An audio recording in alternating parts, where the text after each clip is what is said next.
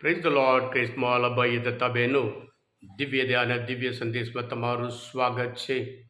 ફેબ્રુઆરી 25મી તારીખ આ સંદેશ સાંભળીને તમારા સૌ માટે અને તમારા પરિવારજનો વિશે પ્રાર્થના કરું છું. હવે તમારા બાઇબલ લઈ લો, પ્રભુ ઈસુના વચન સાંભળીએ. માર્કનો ગ્રંથ 9મો અધ્યાય 30થી 37મી કલમ સુધી.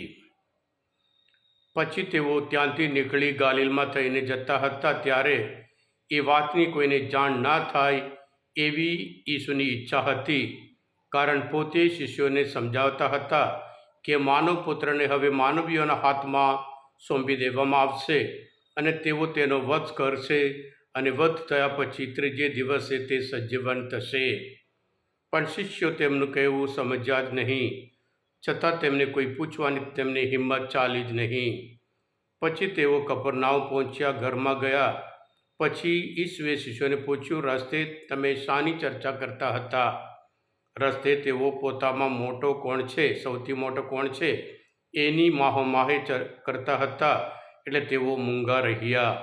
ઈસુએ બેસીને બહાર એને પાસે બોલાવીને કહ્યું, જો કોઈ માણસ પહેલો થવા ઈચ્છતો હોય તો તેણે પોતે સૌથી છેલ્લો અને સૌનો સેવક થવું જોઈએ. પછી તેમણે એક બાળકને લઈને તેમની વચ્ચે ઊભા રાખીને તેને બાતમાં લઈને કહ્યું, જે કોઈ આવા એકાદ બાળકનું મારે નામે સ્વાગત કરે છે તે મારું સ્વાગત કરે છે, અને જે કોઈ મારું સ્વાગત કરે છે તે મારું નહીં પણ મને મોકલનારનું સ્વાગત કરે છે. આ પ્રભુની વાણી છે, તે આપણો આધાર છે. ખ્રિસ્તમાં ભયતા બહેનો, અબ્રાહમ લિંકન એક વખત સંસદમાં એક વાર્તા કહી. દેશના એક રાજા શિકાર કરવા માટે, હન્ટિંગ માટે બહાર જવા ઈચ્છતા હતા. એટલે મંદિરને પૂછ્યું, આપણે તો હન્ટિંગ માટે, શિકાર કરવા માટે જઈએ છીએ, વરસાદ પડવાની શક્યતા છે? મંદિરે કહ્યું, બિલકુલ શક્યતા નહીં મહારાજ, તમે જઈ શકો. એટલે રાજા અમુક સૈનિકોને લઈને ત્યાં જંગલમાં હન્ટિંગ માટે, શિકાર કરવા માટે જતા હતા. ત્યાં રસ્તામાં એક ખેડૂત મળ્યો. ખેડૂતે કહ્યું, મહારાજ, હવે થોડા સમયમાં વરસાદ પડવાનો છે, તમે આગળ જશો નહીં. પણ રાજા તો મંદિર કહીએ એ પ્રમાણે આગળ વધે છે, અને ત્યાં જોરથી વરસાદ. રાજા બરાબર પલટી ગયા અને પાછા આવ્યા. ત્યારે ખેડૂતને પૂછ્યું, તને કેવી રીતે ખબર છે કે આજે વરસાદ પડવાનું છે?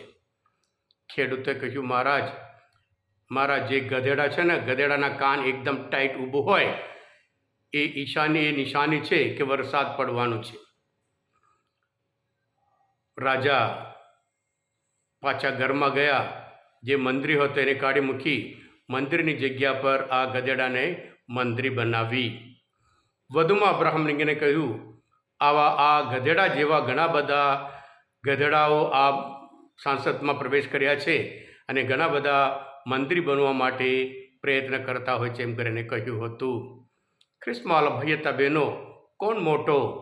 ઘરમાં હોય, સમાજમાં હોય, દેશ વચ્ચે હોય, ધર્મમાં હોય, કોણ મોટો? આ મોટો પ્રશ્ન છે. દરેકને પાવર જોઈએ, પૈસા જોઈએ, પોઝિશન જોઈએ.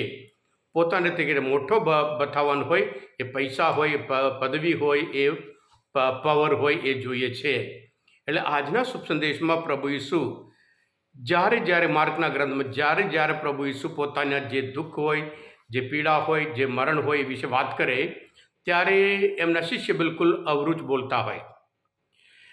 પહેલી વખત જ્યારે પ્રભુ ઈસુએ કહ્યું, માર્કના ગ્રંથમાં 8મો અધ્યાયમાં 31-33મી કલમમાં, જ્યારે આપણે યરુશલેમ જઈએ ત્યારે આ થવાનું છે, દુઃખ પડવાનું છે, વેદના પડવાનું છે અને મરણ પામવાનું છે. ત્યારે પિતર કહે છે, નહીં, તમને કદાપી ના થાય, એમ કરીને વાંધો ઉઠાવે છે. અને બીજી વખત એ આજના શુભ સંદેશમાં આપણે જોઈએ છીએ, અને ત્યારે શિષ્ય તો બિલકુલ બીજા વિચારના, કોણ મોટો, એમ ચર્ચા કરતા હોય છે.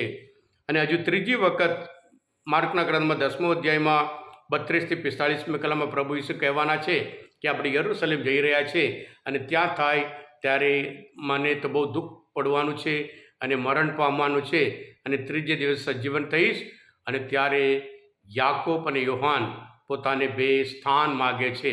જ્યારે આપ આપના રાજ્યમાં વિરાજતા હો, એકને જમણી બાજુ એકને ડાબી બાજુ. હા કૃષ્ણવાલા ભાઈ હતા બહેનો, પ્રભુ ઈસુનો વિચાર અલગ અને શિષ્યના વિચાર અલગ. શિષ્ય તો આપણા જેવા સામાન્ય માણસો હતા.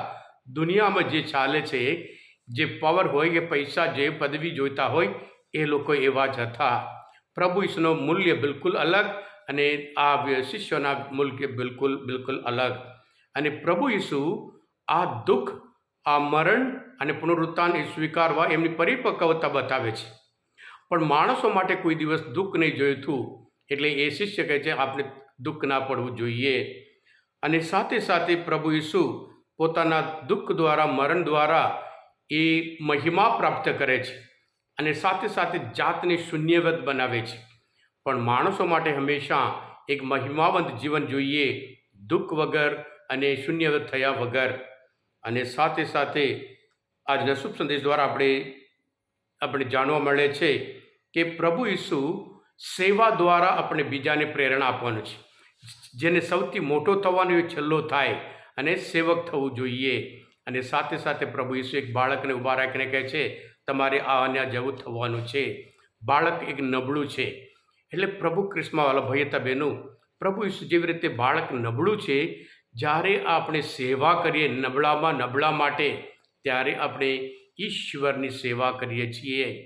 જ્યારે સેવા કરતા પ્રભુ ઈસુ હંમેશા બીજા માટે ભલું કરવા ઈચ્છતા હતા. પણ દુનિયા તો હંમેશા પોતાના માટે ભલું એટલે સ્વાર્થીમય જીવન જીવતા હોય છે. એટલે આજના શુભ સંદેશ પ્રમાણે આપણે હંમેશા પ્રભુનો માર્ગ અપનાવીએ, જેથી કરી પ્રભુમય જીવન જીવીએ અને આપણે પ્રભુ જે મહિમા પ્રાપ્ત કર્યો એ જ મહિમા આપણે પણ પ્રાપ્ત કરીશું. હા કૃષ્ણવાલા ભાઈ હતા બહેનો, એક વખત આ 5 આંગળી વચ્ચે ઝઘડો. એક વખત અંગૂઠો બોલે હું સૌથી મોટો, ઇન્ડેક્સ ફિંગર બોલે હું મોટો, વચલું ફિંગર બોલે હું મોટો. અંગૂઠો કહે છે કશું પણ પકડવાનું હોય તમે 4 જણ કશું પકડી શકો છો, મારા વગર તમે કશું કરી શકતા નહીં, તમે બધા 4 છો પણ નકામા છો. પણ ત્યાર પછી ઇન્ડેક્સ ફિંગરે કીધું એ જાડ્યો તું જા, તું ક્યાં જાડ્યો હોય પણ કશું પણ બતાવવાનું હોય આ ઇન્ડેક્સ ફિંગરથી બતાવવાનું છે, અંગૂઠાથી કોઈ બતાવવા તૈયાર નથી, બતાવતા નહીં એમ કરીને. અને પછી ત્રીજા ફિંગર કીધું તમે બધા લાઈનમાં ઊભા રહો, સૌથી ઊંચો કોણ છે એમ કરીને હું છું એમ કરીને એણે કીધું હું મોટો છું. અને એવી રીતે પછી ચોથો ફિંગરે કીધું રિંગ ફિગર કહ્યું, મને તે રિંગ ફિગર એ લાખનું હોય, 1000નું હોય, કરોડનું હોય, બધા રિંગ આ આંગળીએ પહેરે છે એમ કીધું. અને સૌથી છેલ્લે જે છેલ્લી આંગળી નાખી હું શું કહું એમ કરીને પ્રભુને પ્રાર્થના કરી. પ્રાર્થના કરતાં કરતાં એને ખબર પડી કે જ્યારે પ્રાર્થના કરવા માટે હાથ જોડીએ ત્યારે સૌથી આગળ એ નાની આંગળી હોય છે. ત્યારે કીધું જ્યારે પ્રાર્થનામાં આપણે આગળ આવીએ હું ઈશ્વરથી નજીક છું અને ઈશ્વર મારાથી નજીક છે એટલે હું મોટો છું એમ કરીને નાની આંગળીએ કહ્યું હતું. હા કૃષ્ણવાલા ભાઈ હતા બહેનો, આજના મન ચિંતન શાસ્ત્રપાઠ સમજવા માટે પ્રભુ શ્રી ઓળખવામાં મદદરૂપ થયા હોય દિવ્ય ધ્યાન, દિવ્ય સંદેશ તમે પોતે સબસ્ક્રાઈબ કરજો અને બીજા માટે પણ ફોરવર્ડ કરજો, કારણ તમે બધા આશીર્વાદિત છો, અભિષિક્ત છો. પ્રભુ ઈસુ હું તમારામાં વિશ્વાસ રાખું છું. પ્રભુ તમારા અંતરમાં વસો. સર્વશક્તિમાન પરમેશ્વર પિતા અને પુત્ર અને પવિત્ર આત્માનો આશીર્વાદ તમારા સૌ પર ઉતરો. આમેન. બોલો દિવ્ય દયાનો જય.